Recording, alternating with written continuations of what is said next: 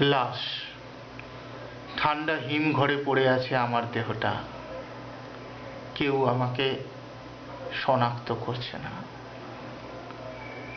আমার পচা গলা হৃৎপিণ্ডটা কামড়ে খাচ্ছে একটা ধেড়ে ইঁদুর। আমি নগ্ন, গায়ের আধময়লা পোশাকটাও ডোম অতি যত্নে খুলে নিয়েছে।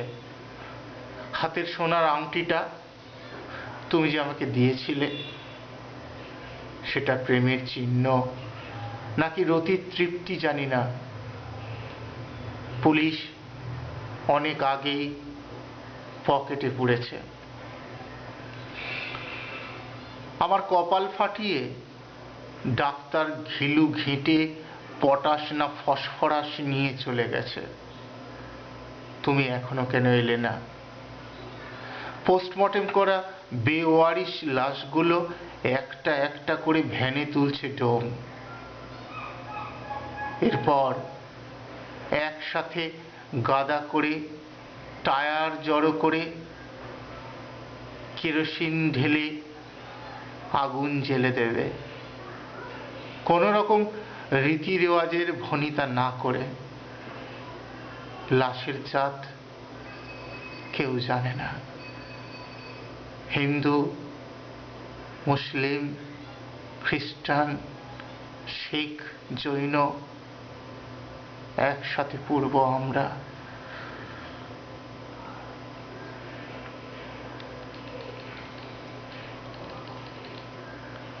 কিন্তু এ কি, আমার পাশে ৩৬ নম্বর ডেড বডিটা মেঝেতে ফেলে তার উপর কোলাকুলি করছে কেন ডোম? ও কি ওর নিকট আত্মীয়?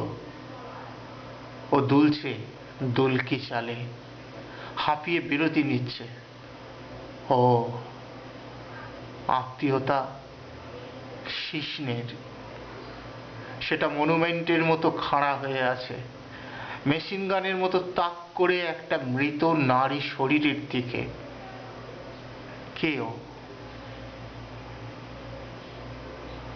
আরে এ তো তুমি, আমার অন্তরের আত্মীয়া। আমি ওকে ঠিক চিনেছি। ওকে শনাক্ত করে নিয়ে যাব এই নরক থেকে। কিন্তু হায়, আমি কেন উঠে বসতে পারছি না? লোকটা আবার দুলছে পাগলের মতো। এই থাম!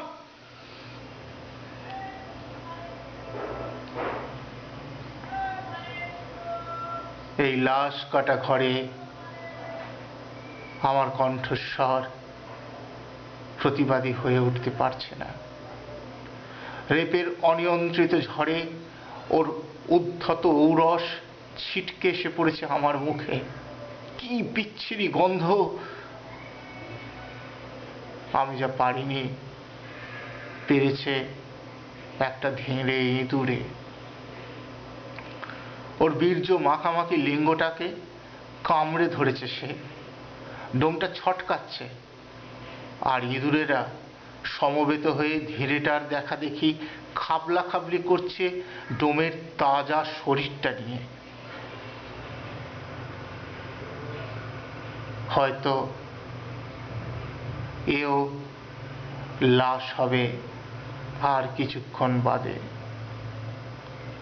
বেওয়ারিশ না হতে পারে, লাশ তো।